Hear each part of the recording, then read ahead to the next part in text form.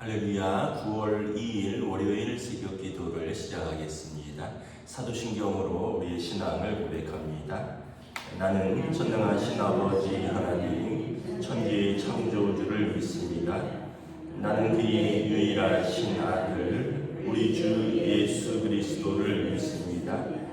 그는 성령으로 잉태되어 궁정녀 마리아에게서 나시고 본디오 빌라도에게 고난을 받아 십자가에 못 박혀 죽으시고 장사된 지 사흘 만에 죽은 자 가운데서 다시 살아나셨으며 하늘에 오르시어 전능하신 아버지 하나님 우편에 앉아 계시다가 거기로부터 살아있는 자와 죽은 자를 심판하러 오십니다.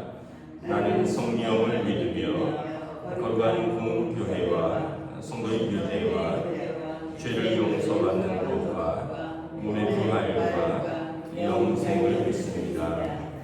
아멘. 찬송가 363장 찬양하시겠습니다. 찬송가 363장입니다.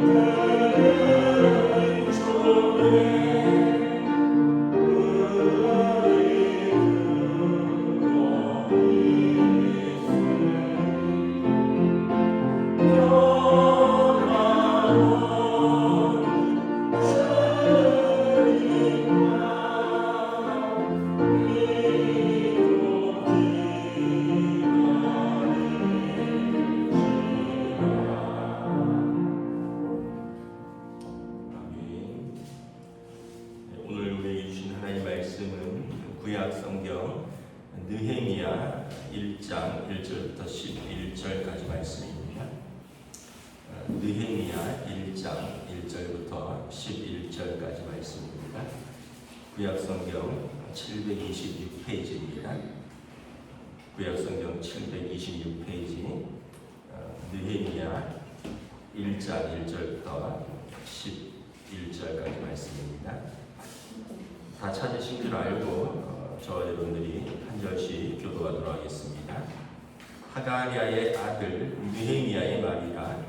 아닥사스다 왕 제20년 기슬루월에 내가 수산궁에 있는데 내 형제들 가운데 하나니가 두 사람과 함께 유다에서 내게 이르렀기로 내가 그 사로잡힘을 면하고 남아있는 유다와 예루살렘 사람들의 형편을 물은즉 그들이 내게 이르되 사로잡힘을 면하고 남아있는 자들이 그 지방 거기에서 큰 환난을 당하고 능욕을 받으며 예루살렘 성은 허물어지고 성문들은 불탔다 하는지라. 내가 이 말을 듣고 앉아서 울고 수일 동안 슬퍼하며 하늘의 하나님 앞에 금식하며 기도하여 이르되 하늘의 하나님 여호와 크고 두려우신 하나님이여 주를 사랑하고 주의 계명을 지키는 자에게 언약을 지키시며 긍휼을 베푸시는 주여 간구하나이다. 이제 종이 주의 종들인 이스라엘 자손을 위하여 주야로 기도하오니 우리 이스라엘 자손이 주께 범죄한 자들 죄들을 자복하오니 주는 귀를 기울이시며 눈을 여시사 종의 기도를 들으시옵소서. 내 아버지 집이 범죄하여 주를 향하여 크게 악을 행하고 주께서 주의 종 모세에게 명령하신 계명과 율례와 규례를 지키지 아니하였나이다. 대적에 주께서 주의 종 모세에게 명령하여 이르시되 만일 너희가 범죄하면 내가 너희를 여러 나라 가운데에 흩을 것이요 만일 내게로 돌아와 내 계명을 지켜 행하면 너희 쫓긴 자가 하늘 끝에 있을지라도 내가 거기서부터 그들을 모아 내 이름을 두려고 택한 곳에 돌아오게 하리라 하신 말씀을 이제 청하건대 기억하옵소서. 이들은 주께서 일찍이 큰 권능과 강한 손으로 구속하신 주의 종들이요 주의 백성이니이다. 함께 했습니다. 주여 거오니 귀를 기울이사 종의 기도와 주의 이름을 경외하기를 기뻐하는 종들의 기도를 들으시고 오늘 종이 형통하여 이 사람 앞에서 은혜를 입게 하옵소서 하겠으니 그때 내가 왕의 술관원이 되었습니다. 아멘. 할렐루야. 오늘 또 새날을 또 새로운 한 주가 시작됩니다. 하나님께서 은혜와 평강으로 함께하여 주시기를 축복합니다. 새벽 기도를 저희가 생명의 삶 교제 순서를 따라서 합니다. 그래서 신약 한 번, 구약 한 번 하는데 데살로니가 전후서가 끝나고 구약의 느헤미야서를 시작합니다. 9월 1일부터 느헤미야서를 시작을 했는데 이제 오늘은 9월 2일이니까 느헤미야서 순서는 2장인데 1장부터 하는 것이 좋을 것 같아서 제가 1장부터 하면서 주중의 순서를 따라잡을 겁니다. 그러니까 혹시 개인적으로 큐티 교재를 가지고 하시는 분들은 그렇게 아시고 이제 날짜는 9월 2일이 2장이지만 1장부터 해서 주중의 진도를 맞출 것이다. 참고하시면 되겠습니다. 느헤미야서는 포로기 이후에 사건을 기록한 것입니다. 이스라엘 백성이 북이스라엘은 주전 722년경에 아시리아에 의해서 멸망했고요. 남유다는 주전 586년경에 바벨론에 의해서 멸망을 했습니다. 그리고 하나님께서 이사야 예레미야에게 예언하신 대로 70년이 지나면 그들이 포로에서 돌아오리라. 그리고 바사왕 고레스 원년에 그러니까 페르시아 왕 고레스 왕 때 이제 1차 귀환이 이루어집니다. 1차 귀환은 제사장 스룹바벨이 이끌고 돌아와서 성전을 건축을 하고요. 2차 귀환은 학사 선지자 에스라가 귀환을 합니다. 그리고 3차 귀환은 이제 느헤미야가 총독으로서 귀환을 하는데 3차 귀환에서는 예루살렘 성벽을 재건하는 것입니다. 그래서 이게 이제 연결되어 있다. 지금 포로기 귀환 때이다. 1절에 보면 하가랴의 아들 느헤미야의 말이라, 느헤미야가 썼다는 것을 알 수 있고요. 아닥사스다 왕 제20년에 기스롤에 내가 수상궁에 있는데 페르시아의 아닥사스다 왕 제20년, 고레스 왕의 아들이죠. 아닥사스다, 우리가 잘 아는 크세르크세스 왕입니다. 굉장한 왕이죠. 아테네 정벌을 나섰던 왕입니다. 영화에 보면 그 300하고 스파르타랑 전쟁을 하는 그 왕입니다. 페르시아의 아주 고레스 아닥사스다 왕, 이 크세르크세스 왕 때는 아주 강성한 때인데 하나님께서 그럼에도 불구하고 은혜를 베푸셨습니다. 유다 백성은 자기 나라로 돌아가서 하나님을 섬기라. 이때 느헤미야는 어떤 사람이었냐 하면 그가 11절에 보면 그때 내가 왕의 술 관원이 되었느니라. 왕의 술 맡은 관원이었습니다. 이 얘기는 최측근이라는 것입니다. 여러분, 옛날에 황제들의 최측근은 특별히 뭐 호위무사도 있겠지만 그들의 식사, 술, 음료를 담당하는, 뭐 조선시대 보면 기미상궁이라고 그러잖아요. 미리 맛을 보는. 그런데 이 페르시아 왕궁의 황제의 술 맡은 관원장은 최측근 중에 측근이라는 겁니다. 왕의 신뢰를 얻은 사람이죠. 그런데 이 왕의 신뢰를 받은 사람이 얼굴빛이 밝아야 됩니다. 여러분 생각해 보세요. 비서실장이 얼굴빛이 밝아야지 대통령이나 왕이 마음 놓고 이제 일을 하지. 어두우면 어떤 생각이 들까요? 반역을 꿈꾸는 것이 아닌가, 반역에 참여하지는 않았는가, 이런 생각이 들잖아요. 왜냐하면 나를 최측근에서 모시는데 얼굴이 어두우면 뭔가 나쁜 일을 하고 있다라는 의심을 받을 것이고, 그러면 뭐 관직에서 해임될 수도 있고, 심하면은 뭐 고문을 당하거나 목숨을 잃을 수도 있습니다. 그런데 오늘 본문에 보면 이 느헤미야가 얼굴빛이 어둡습니다. 이제 1장, 2장에 나오면 왕이 물어요. 왜 이렇게 얼굴빛이 어두우냐?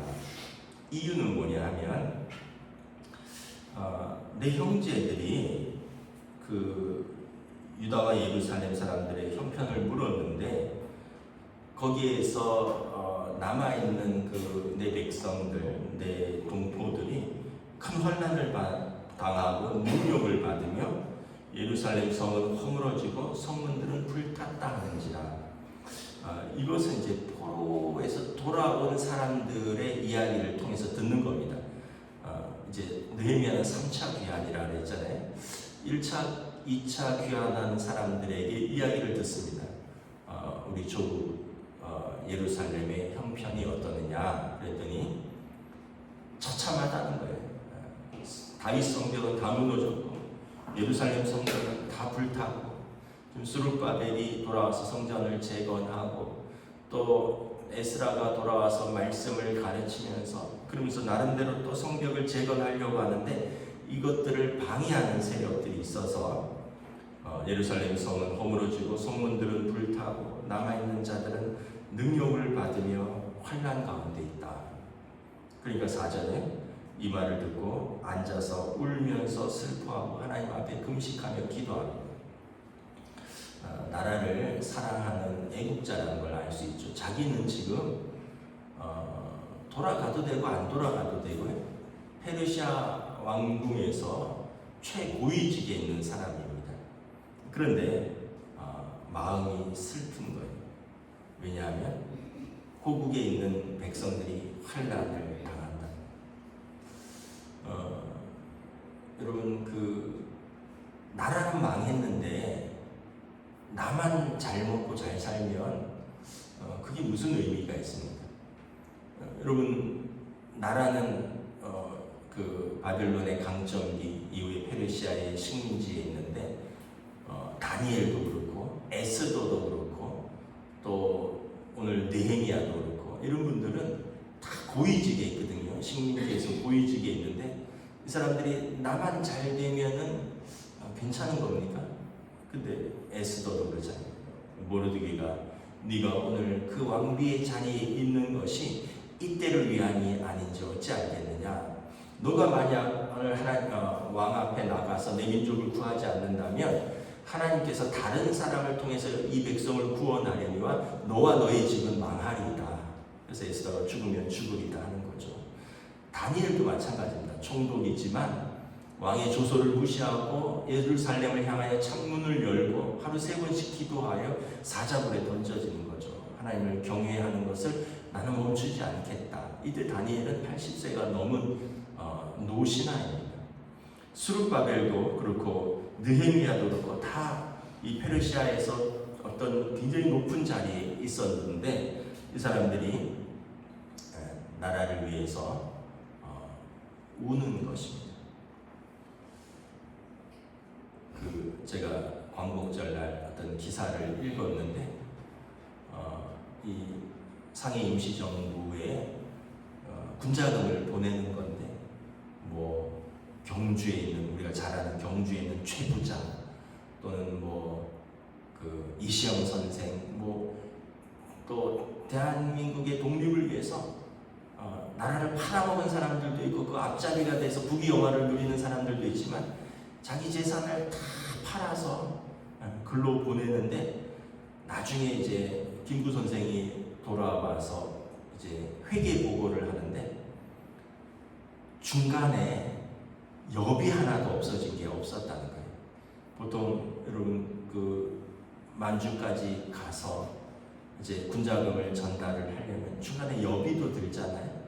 근데 그 사람이 써서 받아간 영수증과 독립군에 전달된 영수증이 금액이 일치하더라고요. 여비 하나도 쓰지 않았다.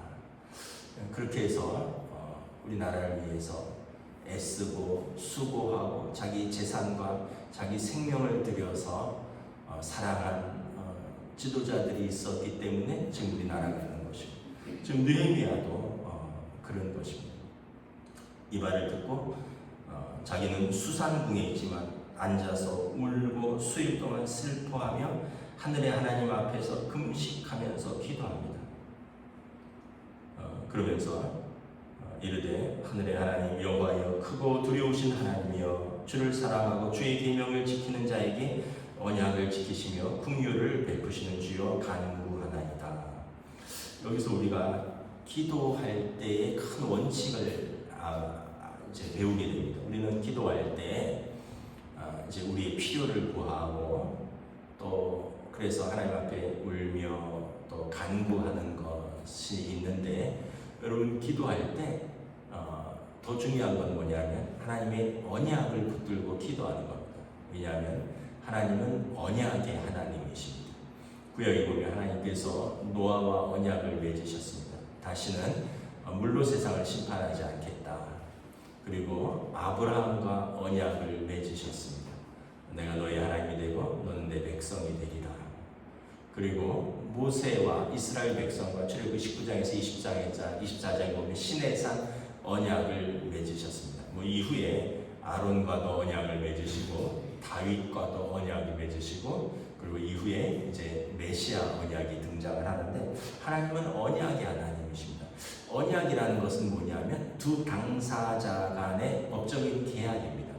그래서 언약의 특징은 뭐냐면 지킬 시에 상이 있고 언약을 깰 시에 벌이 있다는 것입니다. 시내산 언약을 지금 말을 하는 건데 여기 6절 7절 보면 주의 종들이 이스라엘 자손을 위하여 주야로 기도를 하는데 주여 우리 기도를 들으시옵소서. 주를 향하여 크게 우리가 악을 행하였습니다. 주께서 주의 종 모세에게 명령하신 계명과 율례와 규례를 지키지 아니하였나이다. 시내산 모세를 대표해서 이스라엘 백성과 맺은 시내산 언약을 말하는 것입니다. 하나님께서 주신 계명과 율례와 규례를 우리가 지키지 아니하였습니다. 출애굽기 19장부터 24장에 보면 시내산에서 언약을 맺죠. 하나님께서 내가 너희를 독수리 날개 아래 업어서 애굽에서 구출하였다. 그리고 내가 너희를 제사장 나라로 삼겠다. 그러면서 모세를 통해서 십계명을 주시고 너희가 내 계명과 율례와 규례를 지키면 나는 너희 하나님이 되고 너희는 내 백성이 되리라. 그리고 모세가 이것을 전하니까 이스라엘 백성이 아멘 아멘 아멘으로 응답합니다. 그래서 계약이 성사가 되었습니다. 그런데 이 계약은, 이 언약은 깰 시에 어떤 벌이냐면, 지키면 하나님께서 그들의 하나님이 되고 그들은 그의 백성이 되고 그 땅에서 복을 받지만, 깰 시에 어떻게 되냐. 8절에 죄종 모세에게 명령하여 이르시되 만일 너희가 범죄하면 내가 너희를 여러 나라 가운데 흩을 것이다.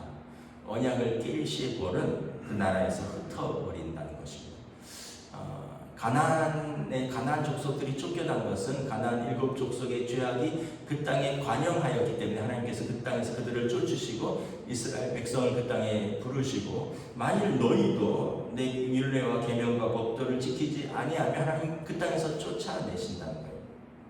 그리고 이 언약을 깼기 때문에 그들이 그 하나님의 말씀대로 언약에 따른 벌을 받았다는 것입니다. 그런데 이 언약의 회복이 있어요. 9절에 그런데 회개하면, 만일 내게로 돌아와 내 계명을 다시 지켜 행하면 너희 쫓긴 자가 하늘 끝에 있을지라도 내가 거기서부터 그들을 모아 내 이름을 두려워 택한 곳에 돌아오게 하리라. 그러니까 언약은 두 당사자 간의 법적인 계약이라고 했습니다. 언약을 깨면 화가 있고 언약을 지키면 복이 있는데, 언약을 깼을 때 깬 당사자가 여기에 대한 회개와 대가를 치르면 이제 하나님께서 다시 언약을 회복시키겠다. 그래서 그들이 대가를 치른 것은 70년간의 포로 생활이고, 그리고 그들이 다시 언약의 회복을 위해서 회개와 그리고 다시 계명과 율례와 법도를 지킨다면 하나님이 하늘 땅 끝에 흩어져 있어도 그들을 다시 모으시겠다.